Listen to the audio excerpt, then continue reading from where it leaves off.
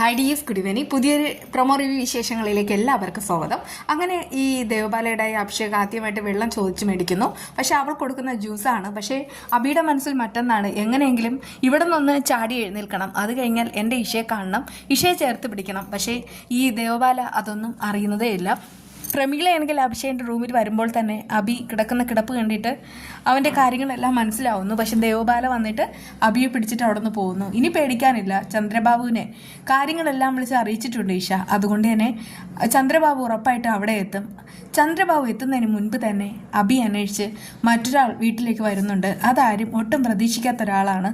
അബിക്ക് ജന്മം കൊടുത്തിട്ട് അബിയെയോ അമ്മയോ ആമിക്കുട്ടിയോ പല്ലവിയോ ആരെയും നോക്കാത്ത ഒരൊറ്റയാൻ മനുഷ്യൻ വേറെ ആരുമല്ല, ജയരാമന് ഇപ്പോൾ കുറ്റബോധമുണ്ട്. സത്യത്തിൽ ഈ ജയരാമൻ ഈ കാര്യങ്ങളെല്ലാം അറിയാൻ വേണ്ടിയിട്ട് നേരത്തെ തന്നെ കൃഷ്ണദാസിനെ വിളിക്കുന്നുണ്ട്.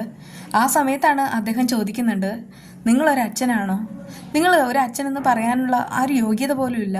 കാരണം നിങ്ങളുടെ സ്വന്തം മകനായ അഭിഷേക് കാലൊടിഞ്ഞ് വീട്ടിൽ കിടപ്പിലാണ്. ഇതൊക്കെ അറിയുന്നുണ്ടോ? അത് കേട്ട് ജയരാമന് ഭയങ്കരമായിട്ട് ഒരു സങ്കടമാവുന്നുണ്ട്. എന്നിട്ട് പറയുന്നുണ്ട്, ഞാനങ്ങോട്ട് പോയാലും അവൻ എന്നെ ആട്ടി ഇറക്കി വിടത്തേ ഉള്ളൂ. പക്ഷെ എനിക്ക് എൻ്റെ മകനെ കാണണമെന്ന് വല്ലാത്തൊരു മോഹം തോന്നുന്നു.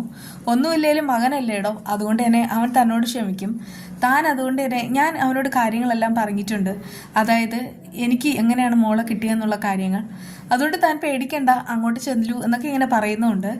എന്നാലും ജയരാമനൊരു പേടിയുണ്ട്. അബിക്കാണെങ്കിൽ ഒരിക്കലും അച്ഛനെ അംഗീകരിക്കാനായിട്ട് കഴിയില്ല. കുഞ്ഞുനാളിലെ മുതൽ അമ്മയെയും പ്രത്യേകിച്ച് അബിയെ ഒരുപാട് ദ്രോഹിച്ചിട്ടുണ്ട്. സത്യത്തിൽ ഒരു അച്ഛനും ഭർത്താവും എന്ന നിലയ്ക്ക് ജയരാമൻ പരിപൂർണ തോൽവി തന്നെയാണ്. പക്ഷേ ഏത് മനുഷ്യരും കുറ്റബോധത്തോടെ ജീവിതത്തിൽ തിരിച്ചു വന്നാൽ അയാളോട് ക്ഷമിക്കാനും സഹിക്കാനും ആരെങ്കിലുമൊക്കെ ഉണ്ടെങ്കിൽ അയാൾക്കൊരു പുതുജന്മം തന്നെയായിരിക്കും. ജയരാമൻ്റെ കാര്യം എന്താവുമോ. എന്തായാലും അഭിഷേകിൻ്റെ വീട്ടിൽ ജയരാമൻ എത്തുന്നു. ആ സമയത്ത് പ്രമീള അവിടെ ഉണ്ട്. എന്നാൽ ഈ ജയരാമനോടായി അവിടെ നിന്ന് ഇറങ്ങിപ്പോകാനായിട്ട് പലതവണ ആ ദേവരാജനും പിന്നെ ദേവബാലയും പറയുന്നു. പക്ഷെ പ്രമീള മാത്രം ഒന്നും പറയുന്നില്ല. അപ്പോഴെല്ലാം അദ്ദേഹം പറയുന്നത് ഇങ്ങനെയാണ്, ഇനി ഒരിക്കലും എൻ്റെ മകനോ നിങ്ങൾക്കോ ഒരു ശല്യമായിട്ട് ഞാൻ എങ്ങും കയറി വരില്ല. എൻ്റെ മകൻ്റെ ജീവിതമെല്ലാം എങ്ങനെയാണ് ഇങ്ങനെ ആയതെന്നും എനിക്കറിയാം. എനിക്ക് അവനോ അവൻ്റെ അമ്മയ്ക്കോ അവൻ്റെ അനുജത്തിക്കോ വേണ്ടി ഒന്നും ചെയ്തു കൊടുക്കാനും കഴിഞ്ഞില്ല.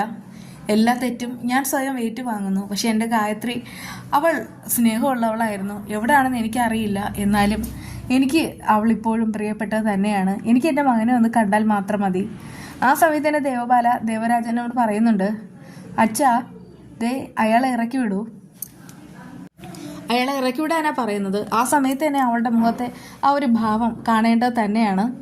സ്വന്തം മകനെ പോലും അച്ഛന് കാണാനുള്ള ഒരു അവസരം അവളായിട്ട് നിഷേധിക്കുന്നുമുണ്ട്.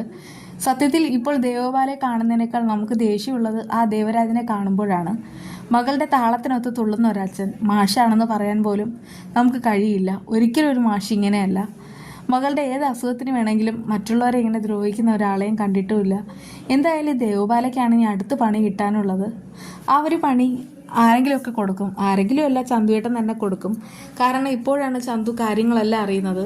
കാരണം അവിടെ ഈ ഇഷയും പല്ലവിയും പോയ സമയത്ത് അഭിഷേക് എങ്ങനെയായിരുന്നു അവനുള്ള അവസ്ഥ എല്ലാം അദ്ദേഹം അറിയുന്നുമുണ്ട്. അതുകൊണ്ട് തന്നെ പറയുന്നുണ്ട്, പേടിക്കേണ്ട, ദേവബാല ഒരു പെണ്ണാണെന്നൊന്നും ഞാൻ നോക്കില്ല. അവളുടെ അഹങ്കാരം എങ്ങനെ തടഞ്ഞു നിർത്തേണ്ടതെന്ന് എനിക്കറിയാം. എന്തായാലും ഇഷയാണെങ്കിൽ അവിടെ രാമോഹൻ സാറിൻ്റെ കാര്യങ്ങളെല്ലാം നോക്കി നിൽക്ക്, ഞാൻ പോയിട്ട് ബാക്കിയുള്ള കാര്യങ്ങൾ നോക്കാമെന്ന്. ഇനി നാളത്തെ എപ്പിസോഡാണ്. നാളത്തെ എപ്പിസോഡിലായിരിക്കും ചന്തുവേട്ടൻ വരുന്നത്. ബാക്കി വിശേഷമായി നമുക്ക് വീണ്ടും കാണാം. ഈ റിവ്യൂ ഇഷ്ടമായെങ്കിൽ ചാനലൊന്ന് സബ്സ്ക്രൈബ് ചെയ്യുക.